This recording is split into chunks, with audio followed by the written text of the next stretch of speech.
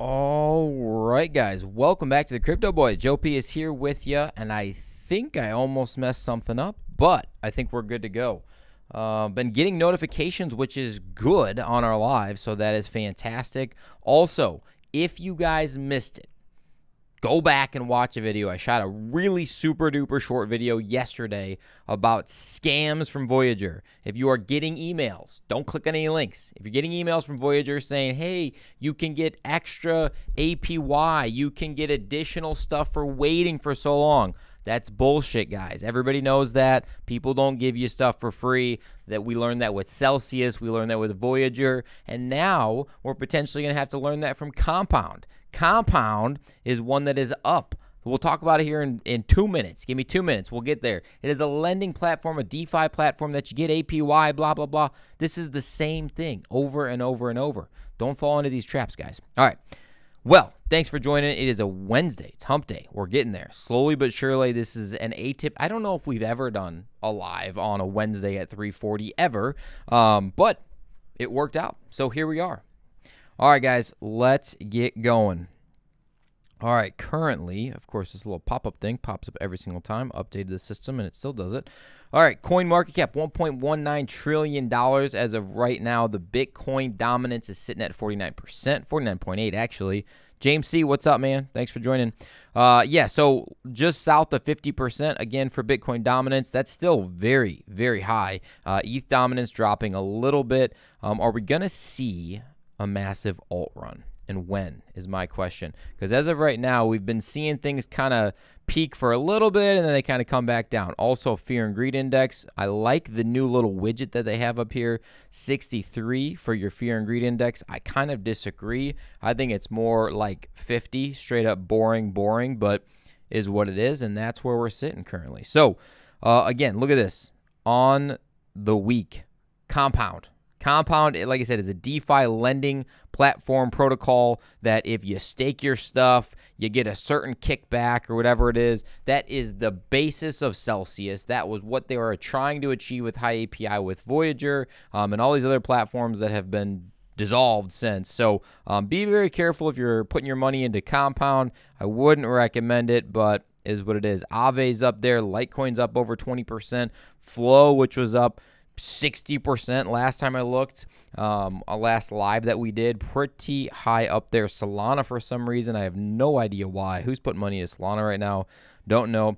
And Pepe coin. Pepe is still up there, still rolling, guys. I have no idea how, but they are up 16% on the week. So I guess good for Pepe and the crew. All right, like I said, Bitcoin's sitting at $30,000. It has been for a long time. It's getting real boring to look at. I'll be honest with you. Look at that. Look at that trend. Real boring. ETH sitting at $1,900. XRP, we have some XRP news coming at you. Not anything about the SEC lawsuit by any means, but some other lawsuit issue going on with Ripple and XRP. Super interesting. Sitting right now at 47 cents. Cardano, 28 cents, which is down. It's getting spanked left and right. Like I said, Solana has been up on the week. Litecoin, Tron, Polygon, all up on the week, but down on the day, guys. Yeah, it is what it is. So, okay, moving along, shall we? Let's look at this. We haven't looked at this in a little bit. I was thinking about this the other day. So, go to the store. Go to the store, buy yourself whatever you normally buy, and think back in, let's see, even the end of 2020, or, yeah, end of 2020, 1.2% was a CPI. Right now, it says that we're at 4%. I promise you, like, 4 times more is what that means, is the CPI. When we were up here at 9%, 9.1%, I think we were much higher, because even right now, everything is so freaking expensive that it's exponentially more. It's not just like, things are a little bit more expensive. Milk, instead of it being, $2.25, it's, $2.29. No. It's like way more expensive for everything. I mean, food, shelter, clothing. Go buy yourself some new clothes. Good luck spending less than $50. I mean, pair of shorts right now running for $100, $98 on freaking Roan. It's ridiculous. It is high quality stuff though. Shout out to Roan. They got awesome quality stuff.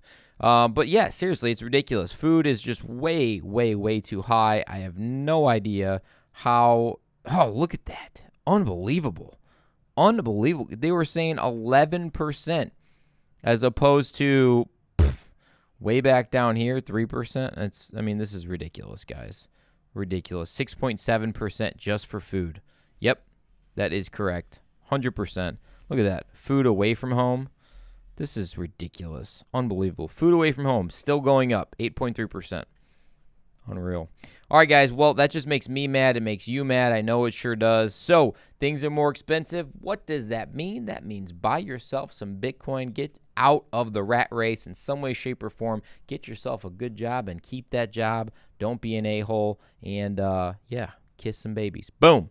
All right, guys. Moving over to the XRP news. $100 per token. Is that in the cards? In my personal opinion, absolutely not anytime soon.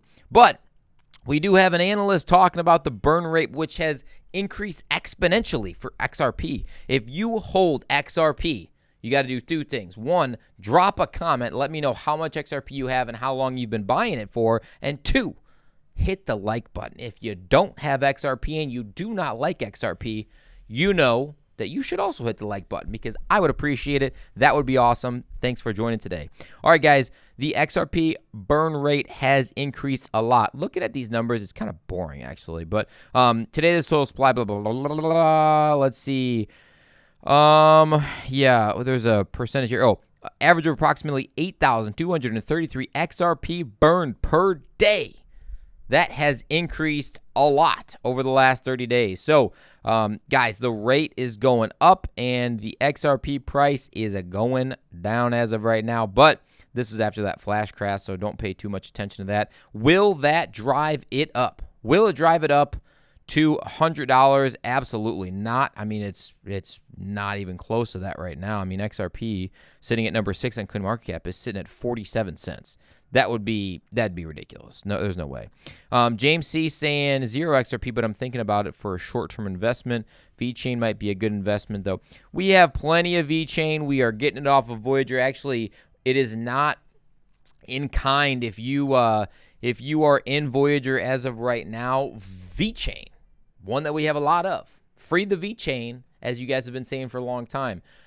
We can't get it off. I mean, it's not supported in kind, so we got USDC. Colin has it on his account, so we probably won't ever see that, but it is what it is, guys. So there we are. XRP, you can't buy it on there. I mean, it's tough to buy anyways, but yeah, those are your options. Hopefully you guys are getting your transfers off for Voyager. I got mine. I got my Bitcoin out, a small percentage of it, right? About 32 to whatever percent it was of my actual Bitcoin, and still waiting on the other things, just sitting on the rest of my USDC right now just to see what happens. Are they going to send me a check? I think it's going to be hilarious. I'm gonna take a picture of it and frame it just because of the terrible turmoil and sadness that everyone has been instilled upon because of Voyager, and I will never forget what had happened. All right, guys, moving on. Class action lawsuit versus Ripple.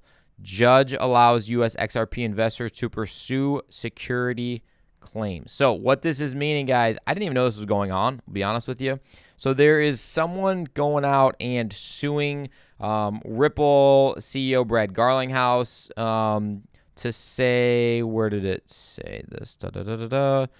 This person alleges that he suffered a loss of $118,000 after having to sell XRP in 2018 due to Ripple's misleading statement regarding the status of their coin as a security. So he is trying to say, well, you guys don't know shit about what you're selling, so it's cost me $118,000 because I had to sell. And so I guess what is happening is that the actual the case, the judge is saying, you know what, yeah, people can go after them and try at least to go after them, and we'll see what happens. There's a lot still kind of waiting in the weeds of everything going on with the actual lawsuit with the SEC. And so in the meantime, they got this other side lawsuit going on. I don't know how many people are going to hop in on this class action suit or how you even go about that. So don't ask me. I'm just reporting some of the news of what's actually going on right now, guys. XRP, again, I just saw a video from BitBoy the other day. It was a short saying we are aggressively accumulating XRP.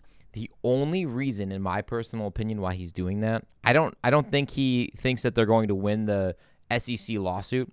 I think that he wants to keep it relevant, which is why on his lives every single day, he has XRP news. Whether it's fake or whether it's real, he's reporting something just to say XRP over and over and over and over, right? And so that's just a good way to keep things relevant, right? That's exactly how Andrew Tate went viral. He had all of his little minions that were doing his class put information out about him all the time, videos, posts, whatever else, information about him, so that the internet algorithm goes, a lot of people are saying this one thing over and over and over. We're going to pump this one thing out to everybody because it's got to be important. Like, the internet doesn't know what's important. It just thinks and sees an algorithm of people see this over and over and say it over and over. It's got to be important. Boom, we're going to push it out to everybody so they get the information. That is basically the layout of how YouTube works too. So the best thing that you can do right now is subscribe to the Crypto Boys and smash the like button if you haven't thus far. If you have, hey, I appreciate you. But other than that, guys, situations, again, with Voyager, did I shut off the liking ability?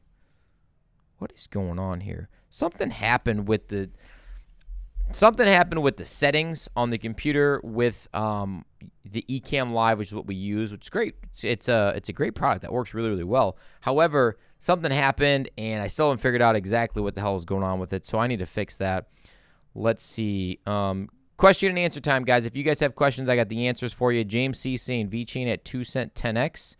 Yeah, I could see it. I could definitely see it at low market cap. Not super low, but right now where everything is, there's a high potential for sure. Yeah, I think if we follow the previous trends, we'll get that big pump, and then we will get the dump before we see new all-time highs. I think it's going to happen. And again, looking statistically, I like numbers, I like analytics. So, you know, if it does follow suit, I think we will continue to see that. Brandon, I'm lucky, got all my stuff off Voyager, but been hearing about people who can't get it off or getting way less than it was promised. Yeah, well, there's an asterisk there because it's a weighted average. It says that it's bullshit, but it says it in the email on how they calculated the weighted average, valued weighted average of the coin or whatever it is. But yeah, I mean, they said, hey, about 35%. So some people are saying, hey, I got 26% of my Bitcoin. What the F? Where's the other, 11% or 9% or 10% or whatever they're kind of guessing or saying? So that just kind of sucks because of the weight of the averages. Now, again, the USDC, it was right around that number percentage-wise. But you are going to potentially, and I don't think I would hold your breath for it by any means, but we could potentially see an additional 35 to 40% back if the FTX and Alameda thing goes through and we get some of that money back for Voyager. That would be great. Mostly Alameda is what it is, but that would be fantastic, guys. I got my Bitcoin off. You got your Bitcoin off. Or your stuff off, Brandon, which is awesome. Hopefully you put it in a brand new secure wallet just because all the BS going on with everything, hopefully nothing bad happens. But if it does, you're playing it as safe as you possibly can with a brand spanking new wallet, which is great. Hopefully people are seeing that video that I posted yesterday. There wasn't a lot of views on it, and I'm telling you, man, I had multiple people send me this screenshot and say, hey, is this what I'm supposed to do? Is this my link that I'm supposed to hit? And I'm like, no, don't hit that link. Read the email. Like, there's usually giveaways on when there's a fake scam email. Like, it sucks whoever did it. Like, screw them. Like, unreal. Like, you're trying to take advantage of a situation, which is typically how it works, and they're going to get a lot of people. They're going to get a lot of people because the email looks official. It gives you really good incentive to like go through the process or whatever. Don't do that. Go through the app. Do not click on the link. If you learn nothing from this video, don't click on the link from the fake Voyager email. Ugh. I hope no one does. Dez, what's up, my man? How we doing? Any thoughts on Gensler's future? I think Gary Gensler should have been gone a long time ago, in my personal opinion.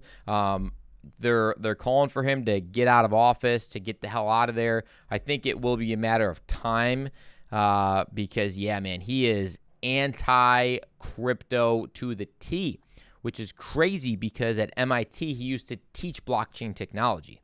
And now here he is in a new role, and after getting pushed down from Binance saying, no, you can't work with us, he now is completely anti-crypto, which sucks for the United States because there's no clarity, there's no regulation, there's no way to progress forward. Like, think about this. Like, if you had a big giant pond, okay, if you guys have ever seen The Office, the koi pond episode, if you had that big giant koi pond and there was one path straight across the koi pond, but you had 3 blindfolds on and someone spun you around 6 times and they said, all right, go ahead.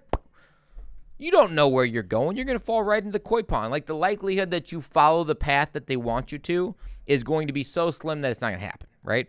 That's my little analogy that I just thought of in my head, and hopefully that works. For the clarity and the regulation of the SEC is not there. It is not in alignment with potentially what's going to happen. And also on top of that, there's a lot of irregularities with the banking industries of they change things all the time, and JP Morgan, for example, has hundreds of thousands of dollars, millions of dollars worth of fines every single year because they crossed the line, they didn't do what they were supposed to with some type of regulation, some new regulation came in, they didn't do it, but they just get a slap on the wrist and say, you just keep doing what you're doing. We'll just change the rules, it's fine, you'll be okay.